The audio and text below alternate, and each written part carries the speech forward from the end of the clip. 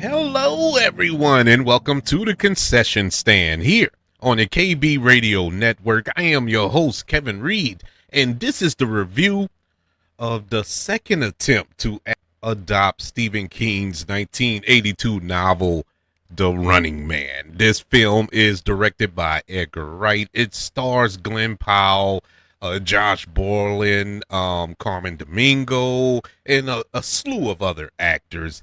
And the film tells the story of a man that joins a game show in which contestants, allowed to go anywhere in the world, are pursued by hunters hired to kill them. This is, as mentioned, the adaptation of the Stephen King novel and remake, reboot, reimagining of the 1987 film that starred Arnold Schwarzenegger. This film, it was kind of high on my anticipation list, and it didn't get that way until maybe a month before the release. But I was a little skeptical for a number of reasons. Going into this, I am a fan of Edgar Wright. I am a huge fan of Scott Pilgrim versus the World, one of my favorite movies. Just from a technical standpoint and the storytelling standpoint, I love Scott Pilgrim versus the World, Shaun of the Dead, Hot Fuzz, Baby Driver. I am a huge Edgar Wright fan. And so with all of that being said, I was kind of skeptical about him directing this film. you know, I've seen him direct action. I've named a few movies. I mean, Baby Driver, Hot Fuzz, movies of that ilk. There's action in it. Yeah, there are comedies, but there's action in it. Is crime in it, So it's not super far-fetched, but this just didn't feel like an Edgar Wright property, something that he would dive into. But I was willing to give it a chance. And then you have Glen Powell, who I'm becoming a huge fan of. I've always liked him in everything that he's in, but as far as being a lead, I'm becoming like a Glen Powell guy. Loved Chad Powers. Chad Powers on Hulu is hilarious. I like his style. He did a film last year, I think Hitman, where he played multiple characters and stuff like that. And that seems to be his niche because he does that in this film too, but he does it well. He's a real good actor, and I always wanted to see him in an action film, and I felt like this probably was a good choice for him going into it, but could he lead a action film? So it was a lot on the table there, but I got excited leading up to it, and right before the release of this film, that excitement kind of left. And that's without me looking at reviews or anything like that. It just left. And normally when that happens, it's not a good sign.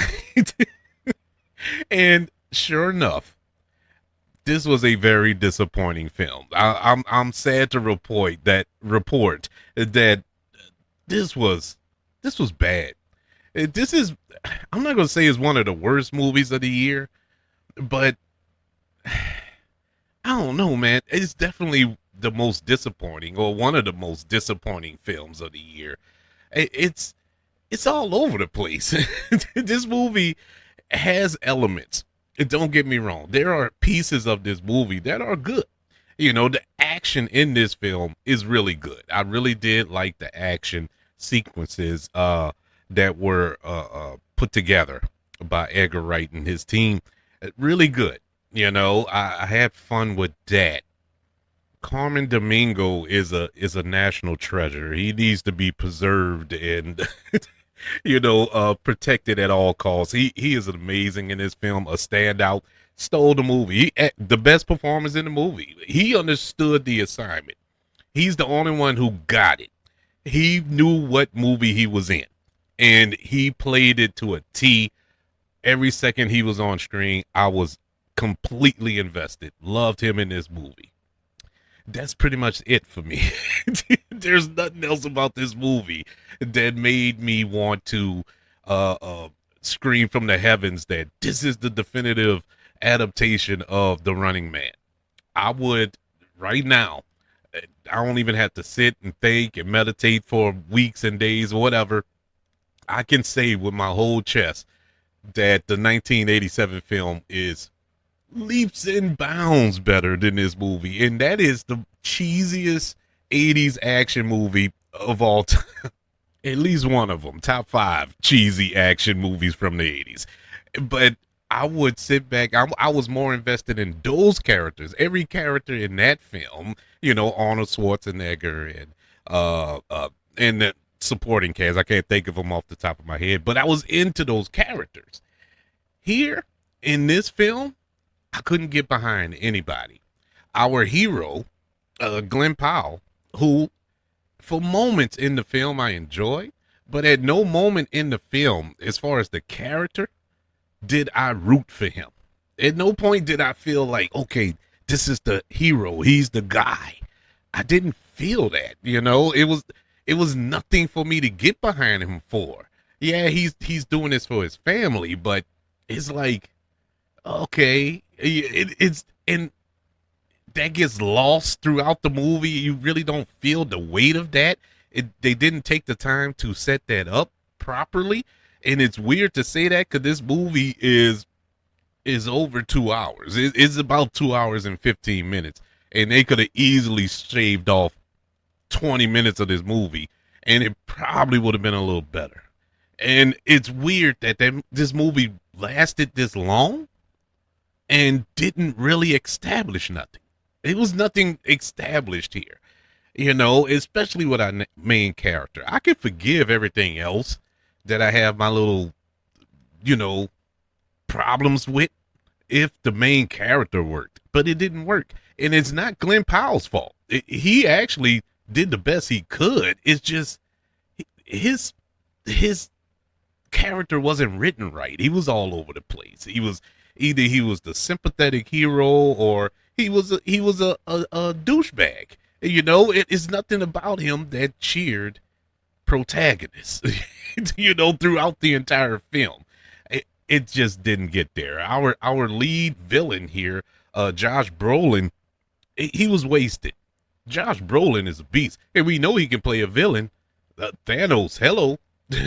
I mean, we know he can play a villain. We know that he is an excellent actor. Wasted. Everybody else is wasted. I mean, the whole cast, and this is a stellar cast that they have put together for this film, and they were wasted.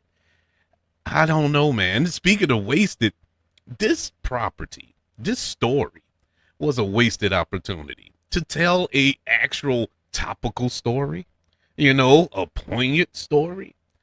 I mean, the whole concept of Running Man, it is prime for this day and age, to tell a story about watching TV and our addiction to technology, and trash TV and stuff like that. That's right there. It's right there in front of us. And they wasted it. They wasted a perfect opportunity to tell an interesting story. Now, the story didn't have to go like I thought it should have went, but the story that I came up with in my head is better than the one that they put on screen. And that's where I'm like, man, what are they doing? Look, there is a lot of action in here. I'm not going to take that away. There's a lot of action in this movie. But and me being an action movie nut, I was raised on action movies. I love them. I don't care what kind of action movie it is. I will watch it.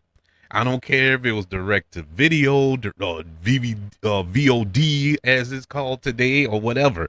A basement, clearance bin. I would get it because it's an action movie. I just love action movies. It's rare for me to sit down in an action movie and get bored with the action. I was bored, even though the action sequences were, like I said, well put together. They were nice. Some unique little situations that Ben Richards have to go through. But I was bored. It was like action sequence, a scene in the middle, the kind of catch your breath action sequence. Scene in the middle, catch your breath action sequence. It was just too much. It was too much. This had more action than the 1987 film, and that's saying a lot. That's saying a lot. Another thing, and I hate to compare it to the 1987 film, but it's based off of the same material, so I have no other choice. The 1987 film, the Arnold Schwarzenegger film, along with him being well established and the supporting cast, the villains were well established. Killian, you felt his villainy, throughout the film. And so you knew he was the villain. The hunters in that movie, they were all kind of comic book villains, the way they were set up in that particular film, but they had a story. They had a backstory of sorts, that you can kind of get behind. That not get behind like cheer for them, but you can feel them. You can believe their characters.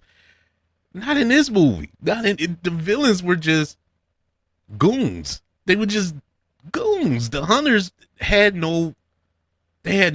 There was no substance. Zero substance. I guess I'm hurt. I'm hurt by this movie, and I wasn't expecting the world. I wasn't expecting the next evolution into action movies. I wasn't expecting that, but I was at least expecting to be entertained, and I was bored to death. I was bored to death with the movie, and the story went absolutely nowhere, and the performances. I thought, man, that was another thing. You have this caliber of actors and actresses in this movie, and they couldn't elevate it. Oh, yeah, this is one of the most disappointing films of 2025, unfortunately, which means The Running Man gets a letter grade of a D+. Yeah, crash and burn, man. The only running that should happen involving this film is a raid from the theater, man. I am so hurt. I'm disappointed, man. Like I said, Edgar Wright. But I should have known. I should have just listened to the voice in my head when they first announced that Edgar Wright was going to direct this film. I should have just followed my first mind. No, not stupid me. I went on ahead and said, oh, no, it'll still be good. Nah. Hurtful, man. Hurtful. But that's just one man's opinion. I would love to know your thoughts on The Running Man. Did you check it out? And which one did you like better? Did you like Arnold Schwarzenegger's version or this version of it? And speaking of which, it was a nice little cameo by Arnold Schwarzenegger. If you blink and you miss it. If you blink and you miss it. That's the only thing they gave it the D+, by the way. Or at least one of the things they gave it a D+. Otherwise, it would have been an F.